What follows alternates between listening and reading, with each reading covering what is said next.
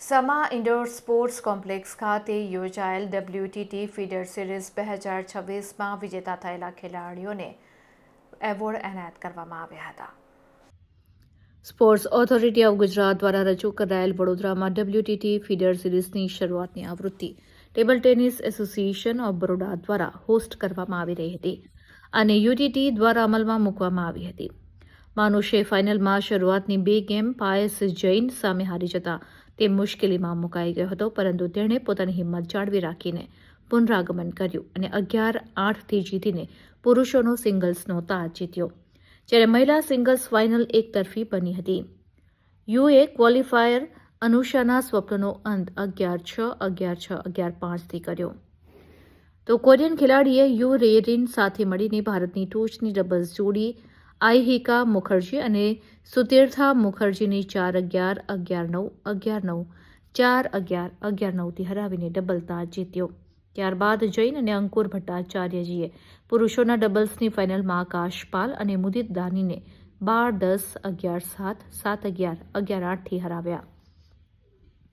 Award સમારોહમાં ભાજપ શહેર પ્રમુખ જયપ્રકાશ સોની, VMSSના સચિવ ચિંતન દેસાઈ, TTFના સેક્રેટરી કમલેશ મહેતા તથા પ્રમુખ જયાબેન ઠક્કર, વોર્ડ નંબર 2ના કાઉન્સિલર રશ્મિકાબેન વાઘેલા તથા ઇવેન્ટ ડિરેક્ટર કલ્પેશ ઠક્કર ઉપસ્થિત રહ્યા હતા.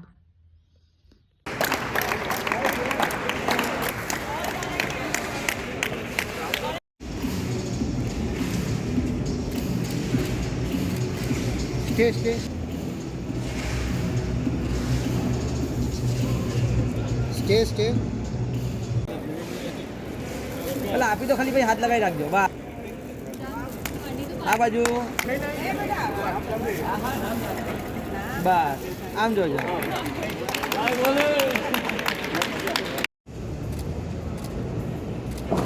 સ્ટે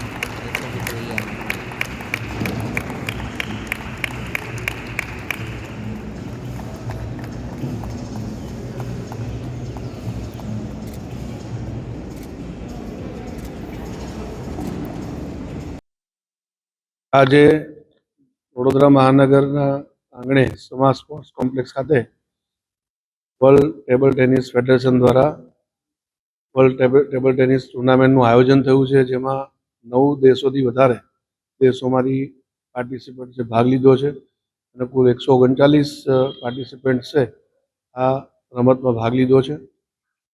આ જે ફીડર છે એમના જે પાર્ટિસિપન્ટ છે એની ફાઇનલ ટુર્નામેન્ટ છે, જેમાં ભાગ લેવા માટે હું આવ્યો છું. આ ફેડરેશને જે આયોજન કર્યું છે એ બદલ એમને ખૂબ ખૂબ અભિનંદન આપું છું. વડોદરાના TTFને પણ ખૂબ ખૂબ અભિનંદન આપું છું કે ખૂબ સુંદર મજાનું આયોજન, લગભગ 10 દિવસથી વધુ બધા બહારથી દેશોમાંથી આવેલા ખેલાડીઓ રોકાયા, એમની વ્યવસ્થા અને ખૂબ રમતનું પણ સુંદર આયોજન કર્યું છે સ્પર્ધાનું. એના માટે પૂરી ટીમને હું ખૂબ ખૂબ અભિનંદન અને શુભકામનાઓ આપું છું. કલ્પેશભાઈ ઠક્કર, જયાબેન ઠક્કર અને અન્ય મહાનુભાવોએ એના માટે ખૂબ રાત દિવસ મહેનત કરી છે, એમને પણ હું ખૂબ ખૂબ અભિનંદન આપું છું. ભવિષ્યમાં વડોદરાના આંગણે આવીને આવી ટુર્નામેન્ટ થતી રહે એ પ્રકારની શુભકામનાઓ પાઠવું છું. કોમનવેલ્થ જ્યારે 2030માં ગુજરાતમાં થવાની છે તો વડોદરા પાર્ટનર સિટી તરીકે કોઈને કોઈ ગેમ મળે એના માટે પણ પ્રયાસો આપણા જારી છે.